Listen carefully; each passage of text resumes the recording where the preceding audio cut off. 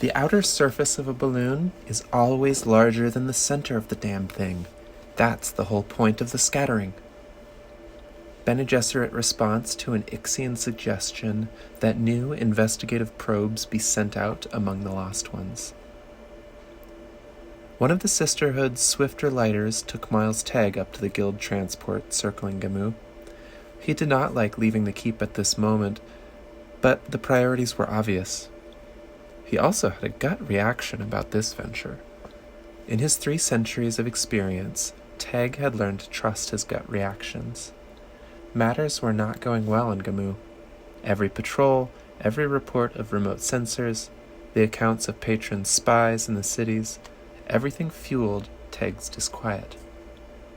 Mentat fashion, Teg felt the movement of forces around the keep and within it. His gola charge was threatened. The order for him to report aboard the guild transport prepared for violence, however, came from Terraza herself with an unmistakable cryo-identifier on it. On the lighter taking him upwards, Teg set himself for battle. Those preparations he could make had been made. Lucilla was warned. He felt confident about Lucilla. Shuang Yu was another matter. He fully intended to discuss with Terraza a few essential changes in the Gamu keep. First, though, he had another battle to win. Teg had not the slightest doubt that he was entering combat. As his lighter moved in to dock, Teg looked out a port and saw the gigantic Ixian symbol within the guild cartouche on the transport's dark side. This was a ship the guild had converted to Ixian mechanism, substituting machines for the traditional navigator. There would be Ixian technicians aboard to service the equipment. A genuine guild navigator would be there too. The guild had never quite learned to trust a machine, even when they paraded these converted transports as a message to Tleilaxu and Reikians. You see, we do not absolutely require your melange. This was the announcement contained in that giant symbol of Ix on the spaceship's side. Teg felt the slight lurch of the docking grapples and took a deep, quieting breath. He felt as he always did just before the battle, empty of all false dreams. This was a failure. The talking had failed, and now came the contest of blood. Unless he could prevail in some other way. Combat these days was seldom a massive thing, but death was there nonetheless. That represented a more permanent kind of failure. If we cannot adjust our differences peacefully, we are less than human. An attendant, with the unmistakable signs of Ix in his speech, guided Teg to the room where Terraza waited. All along the corridors and in the pneumotubes carrying him to Terraza, Teg looked for signs to confirm the secret warning of the Mother Superior's message. It all seemed serene and ordinary, the attendant properly deferential towards the Bashar. I was a Tureg commander on Andiu, the attendant said, naming one of the almost battles where Teg had prevailed. They came to an ordinary oval hatch in the wall of an ordinary corridor. The hatch opened and Teg entered a low, white-walled room of comfortable dimensions. Sling chairs, low side tables, glow globes turned to yellow.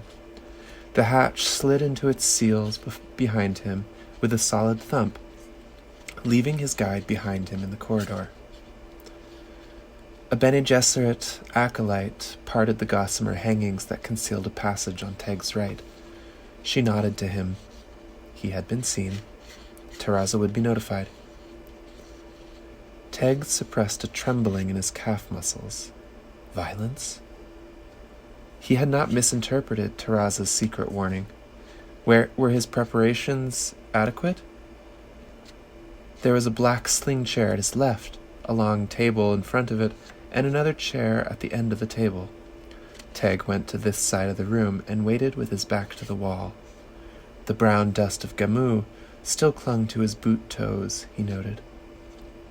Peculiar smell in the room. He sniffed. Sheree! Had Taraza and her people armed themselves against a Nixian probe? Teg had taken his usual Sheree capsule before embarking on the lighter. Too much knowledge in his head that might be useful to an enemy. The fact that Taraza left the smell of Sheree around her quarters had another implication. It was a statement to some observer whose presence she could not prevent. Taraza entered through the gossamer hangings.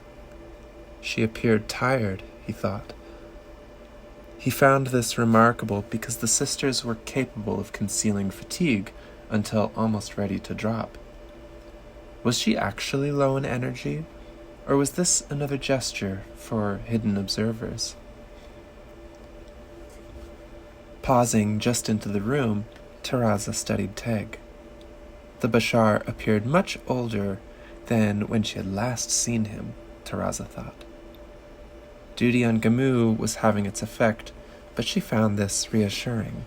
Teg was doing his job. Your quick response is appreciated, Miles, she said. Appreciated. Their word for we are being watched secretly by a dangerous foe. Teg nodded while his gaze went to the hangings where Taraza had entered. Taraza smiled and moved further into the room. No signs of the melange cycle in Teg, she observed. Teg's advanced years always raised the suspicion that he might resort to the leavening effect of the spice. Nothing about him revealed even the faintest hint of melange addiction that even the strongest sometimes turned to when they felt their end approaching. Teg wore his old uniform jacket of Supreme Bashar, but without the gold starbursts at shoulder and collar. This was a signal she recognized. He said, "Remember how I earned this in your service. I have not failed you this time either." The eyes that studied her were level. No hint of judgment escaped them. His entire appearance spoke of quiet within, everything at variance with what she knew must be occurring in him at this very moment. He awaited her signal. Our gola must be awakened at the first opportunity, she said. She waved a hand and silenced him as he started to respond. I have seen Lucilla's reports, and I know he is too young. But we are required to act. She spoke for the Watchers, he realized. Were her words to be believed? I now give you the order to awaken him, she said, and she flexed her left wrist in the confirmation gesture of their secret language. It was true. Teg glanced at the hangings that concealed the passage where Taraza had entered. Who was it listening there? He put his mentat talents to the problem. There were missing pieces, but that did not stop him. A mentat could work without certain pieces if he had enough to create a pattern. Sometimes the sketchiest outline was enough. It supplied the hidden shape, and then he could fit the missing pieces to complete a whole.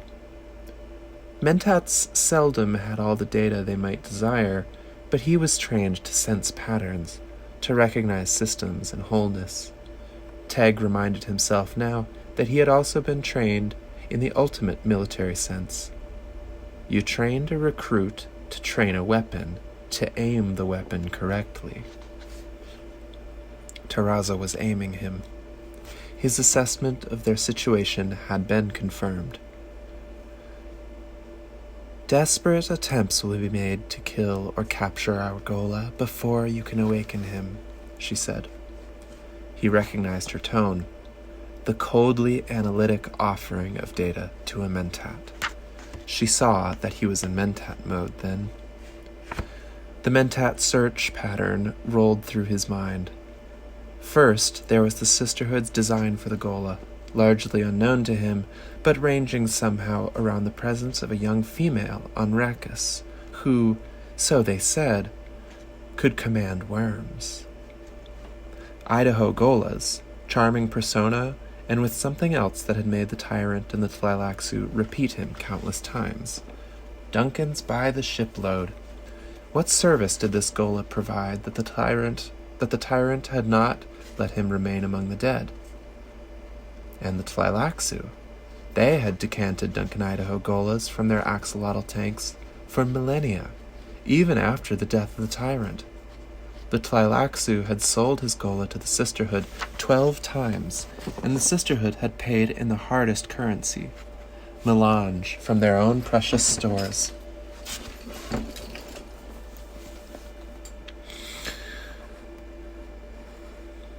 Why did the Tleilaxu accept in payment something they produced so copiously?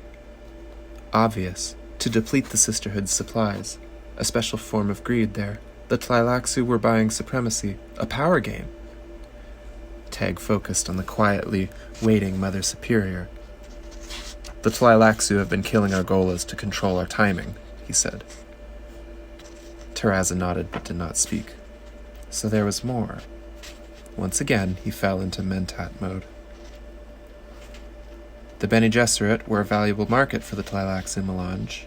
Not the only source, because there was always the trickle from Rakkus, but valuable, yes, very valuable.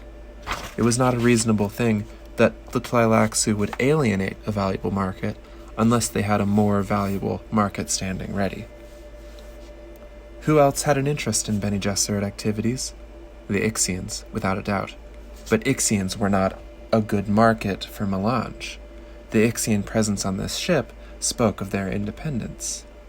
Since Ixians and fish speakers made common cause, the fish speakers would be set aside from this pattern quest. What great power or assemblage of powers in this universe possessed? Teg froze, that thought, as though he had applied the dive brakes in a thopter, letting his mind float free while he sorted other considerations. Not in this universe. The pattern took shape. Wealth. Gamu assumed a new role in his mentat computations. Gamu had been gutted long ago by the Harkonnens, abandoned as a festering carcass, which the Danians had restored. There was a time, though, even when Gamu's hopes were gone. Without hopes, there had not even been dreams.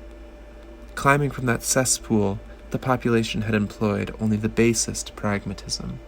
If it works, it is good. Wealth. In his first survey of Gamu, he had noted the numbers of banking houses. They were even marked, some of them, as Bene Gesserit safe. Gamu served as the fulcrum for manipulation of enormous wealth.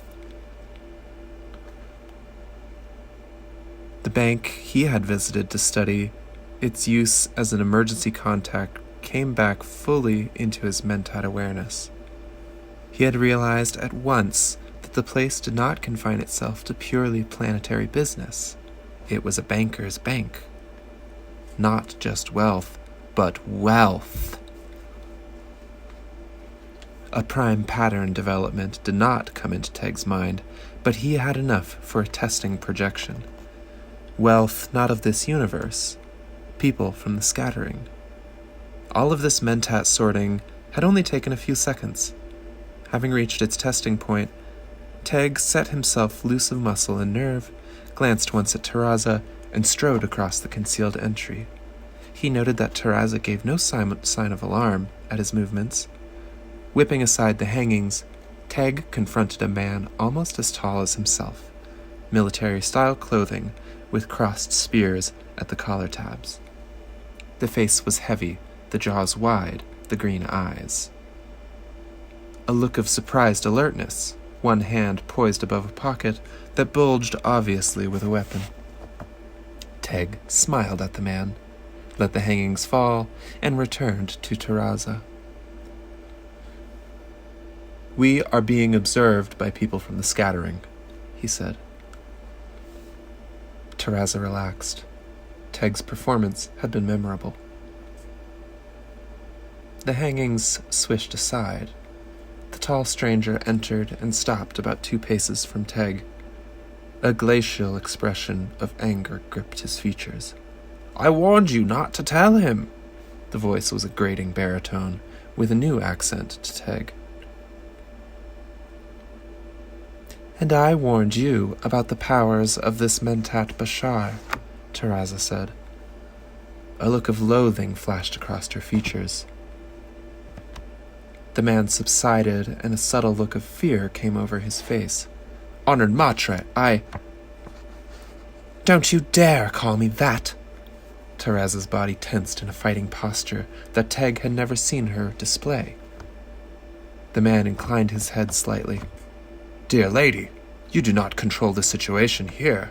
I must remind you that my orders—" Teg had heard enough. "Through me, she does control here," he said. "Before coming here, I set certain protective measures in motion. This—" He glanced around him and returned his attention to the intruder, whose face now bore a wary expression. "Is not a no-ship. 2 of our no-ship monitors have you in their sights at this moment." "You would not survive," the man barked. Teg smiled amiably. "No one on this ship would survive."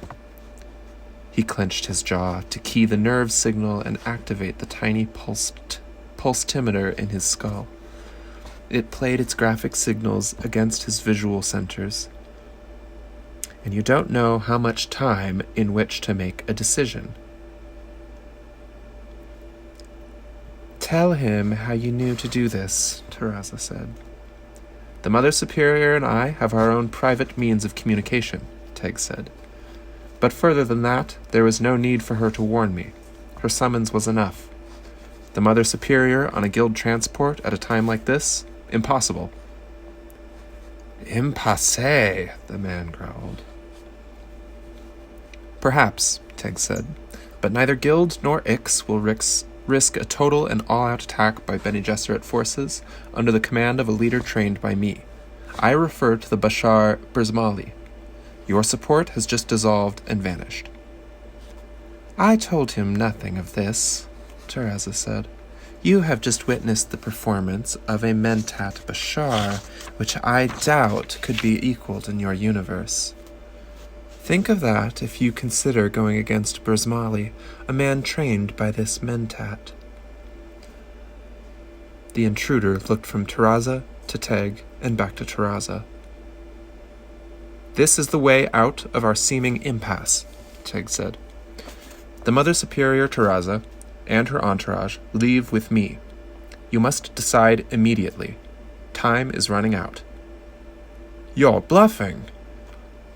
There was no force in the words. Teg faced Taraza and bowed. "It has been a great honor to serve you, Reverend Mother Superior. I bid you farewell." "Perhaps death will not part us," Taraza said. It was the traditional farewell of a Reverend Mother to a sister equal. "Go!" The heavy-featured man dashed to the corridor hatchway and flung it open, revealing 2 Ixian guards, looks of surprise on their faces. His voice hoarse, the man ordered, "Take them to their lighter." Still relaxed and calm, Teg said, "Summon your people, Mother Superior." To the man standing at the hatchway, Teg said, "You value your own skin too much to be a good soldier. None of my people would have made such an error." "There are true honored matres aboard this ship," the man grated. "I am sworn to protect them." Teg grimaced and turned to where Taraza was leading her people from the adjoining room. 2 Reverend Mothers and 4 acolytes. Teg recognized one of the Reverend Mothers, Darwi Odrade. He had seen her before only at a distance, but the oval face and lovely eyes were arresting, so like Lucilla. "Do we have time for introductions?" Taraza asked. "Of course, Mother Superior." Teg nodded and grasped the hand of each woman as Taraza presented them. As they left, Teg turned to the uniformed stranger. "One must always observe the niceties," Teg said. "Otherwise, we are less than human." Not until they were on the lighter, Terraza, seated beside him, and her entourage nearby, did Teg ask the overriding question. "How did they take you?" The lighter was plunging planetward. The screen in front of Teg showed that Ix-branded guild ship obeyed his command to remain in orbit until his party was safely behind its planetary defenses. Before Terraza could respond, Odrade leaned across the aisle separating them and said, "I have countermanded the Bashar's orders to destroy that guild ship, Mother." Teg swiveled his head sharply and glared at Odrade. "But they took you captive, and—" he scowled. "How did you know Miles." Terraza's voice conveyed overwhelming reproof. He grinned ruefully. Yes, she knew him almost as well as he knew himself. Better in some aspects. "They did not just capture us, Miles," Terraza said. "We allowed ourselves to be taken. Ostensibly, I was escorting Dar to Rakkus. We left our no-ship at Junction and asked for the fastest guild transport. All of my council, including Brismali, agreed that these intruders from the scattering would subvert the transport and take us to you, aiming to pick up all the pieces of the Gola project." Teg was aghast. "The risk." "We knew you would rescue us," Terraza said. "Brismali was standing by in case you failed." "That guild ship you've spared," Teg said, "will summon assistance and attack our—" "They will not attack Gamu," Terraza said. "Too many diverse forces from the scattering are assembled on Gamu. They would not dare alienate so many." "I wish I were as certain of that as you appear to be," Teg said. "Be certain, Miles. Besides, there are other reasons for not destroying the guild ship. Ix and the guild have been caught taking sides. That's bad business, and they need all the profits from business they can get. Unless they have more important customers offering greater profits." "Ah, Miles," she spoke in a musing voice. "What we, latter-day Bene Gesserit, really do is try to let matters achieve a calmer tone, a balance. You know this." Teg found this true, but he locked on one phrase. Latter-day. The words conveyed a sense of summation at death. Before he could question this, Terraza continued. "We like to settle the most passionate situations off the battlefield. I must admit, we have the tyrant to thank for that attitude. I don't suppose you've ever thought of yourself as a product of the tyrant's conditioning, Miles, but you are." Teg accepted this without comment. It was a factor in the entire spread of human society. No mentat could avoid it as a datum. "That quality in you, Miles, drew us to you in the first place," Terraza said. "You can be damnably frustrating at times, but we wouldn't have it any other way." By subtle revelations in tone and manner, Teg realized that Terraza was not speaking solely for his benefit, but was also directing her words at her entourage. "Have you any idea, Miles, how maddening it is to hear you argue both sides of an issue with equal force? But your simpatico is a powerful weapon. How terrified some of our forces have been to find you confronting them, where they had not the slightest suspicion you might appear." Teg allowed himself a tight smile. He glanced at the woman seated across the aisle from them. Why was Terraza directing such words at this group? Darwi Odrade appeared to be resting, head back, eyes closed. Several of the others were chatting amongst themselves. None of this was conclusive to Teg. Even Bene Gesserit acolytes could follow several trains of thought simultaneously. He returned his attention to Terraza. You really feel things the way the enemy feels them, Terraza said. That is what I mean.